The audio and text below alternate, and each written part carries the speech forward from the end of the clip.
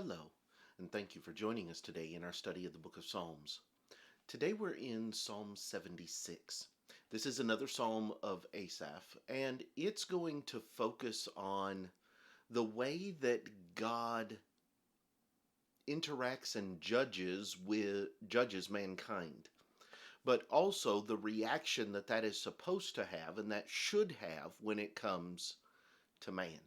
Not an overly long psalm, only 12 verses. But let's see what Asaph has to say. Beginning in verse 1, we read, In Judah God is known.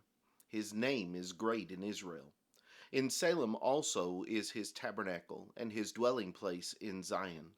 There he broke the arrows of the bow, the shield and sword of battle.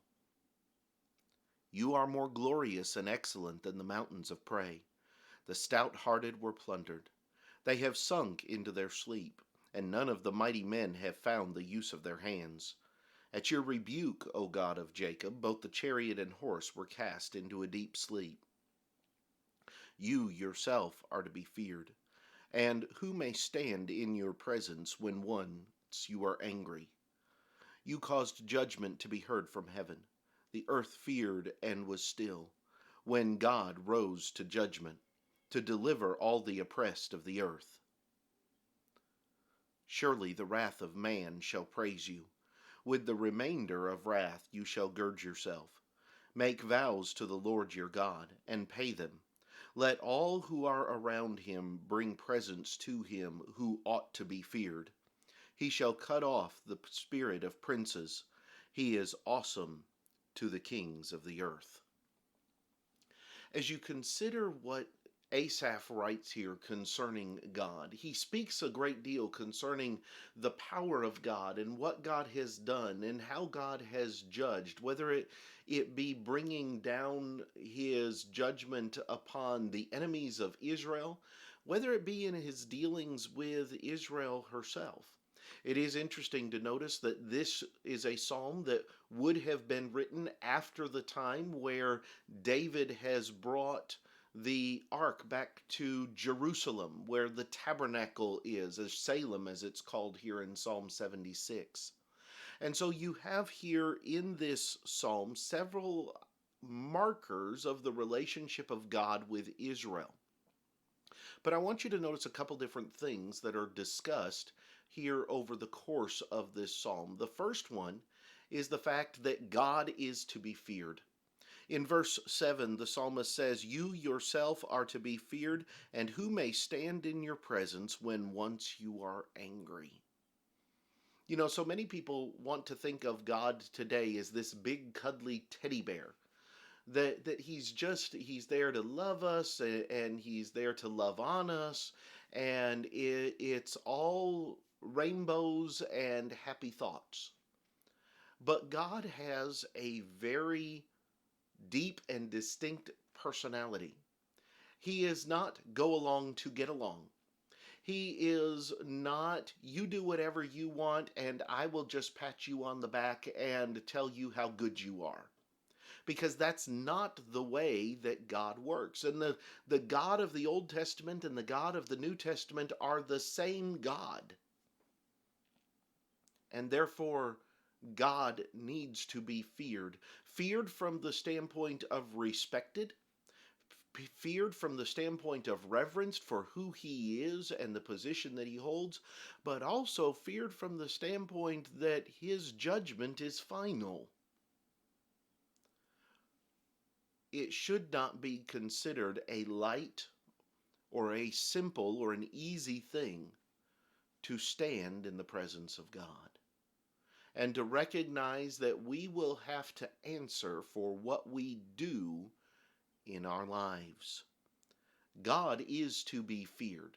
Yes, he loves us. Yes, he cares about us. Yes, he wants the best for us.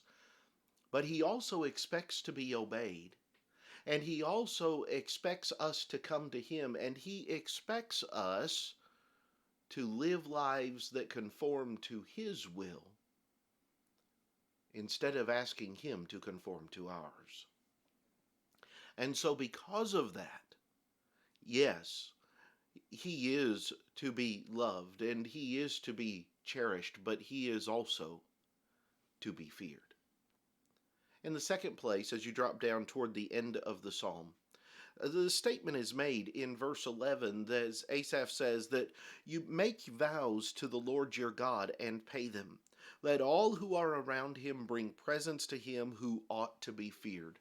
And so you have this combination of the fear of God, but then Asaph says, make vows to the Lord your God and pay them. The idea of vows or an oath or a promise says that we are going to do something.